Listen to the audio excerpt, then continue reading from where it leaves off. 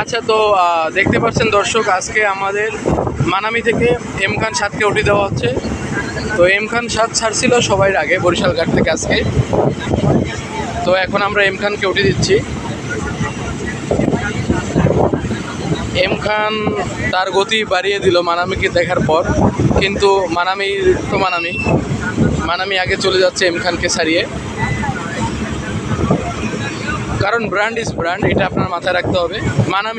মানামির সাথে অন্য কারো তুলনা চলে না, এটি দর্শক আপনাকে বুঝতে হবে।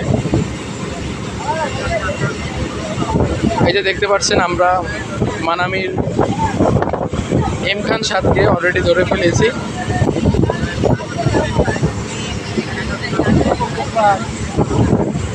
তো আমরা এম খানের খুব কাছাকাছি চলে আসছি। আমরা এখন এম খানকে উঠে দিচ্ছি দর্শক।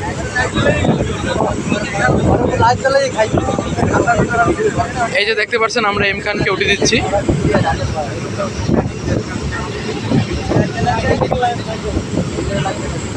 দেখতে পাচ্ছেন যে মানামি এম খানকে উঠে দিচ্ছি। তো আমরা এম খানকে উঠে দিচ্ছি, এম খানকে ছাড়িয়ে আমরা চলে যাচ্ছি। এম খান 7 মানামিকে দেখার পর গতি বাড়িয়ে দিছে, কিন্তু মানামি তাকে ছাড়িয়ে যাচ্ছে। তো মানামি একেবারে ক্লোজ কাছাকাছি চলে আসছে। এই দেখতে পাচ্ছেন মানামি লঞ্চের ফার্স্ট।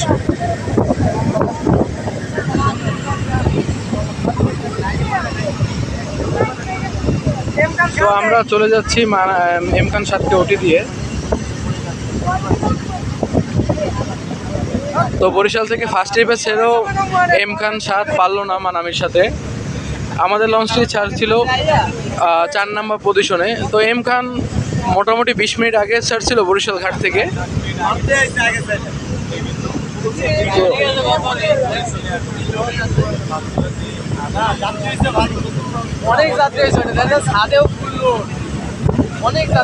তো আমরা ওভারটেক দিচ্ছি এম খান 7কে। এম খান 7কে ছাড়িয়ে যাচ্ছি আমরা ঢাকার দিকে। তো আমাদের সামনে আর কোনো যাত্রীবাহী লঞ্চ নেই, বরিশাল থেকে ছেড়ে আসা একমাত্র নৌযান হিসেবে আমরাই আছি সর্বপ্রথম। আর দেখতে পাচ্ছেন এম খান 7কে আমরা উঠে দিয়ে চলে যাচ্ছি। এম খান অনেকটাই পিছনে পড়ে গেছে আমাদের থেকে।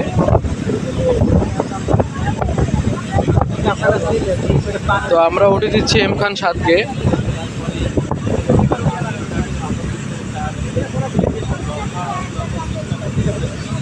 সে চেষ্টা করতেছে এম খান 7 মানামির সাথে গতিযুদ্ধের টিকে থাকার, কিন্তু মানামি অনেকটাই বাহিরে চলে আসছে। আর দেখতে পাচ্ছেন এম খান 7-এর পিছনে কিন্তু ফ্রন্টে পানি উঠে যাচ্ছে।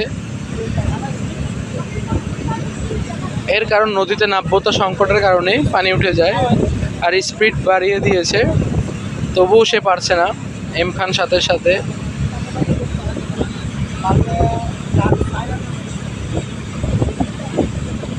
তো মানামি এম খান 7কে ওটি দিয়ে এখন সবার আগে পজিশনে ঢাকার দিকে চলে যাচ্ছে।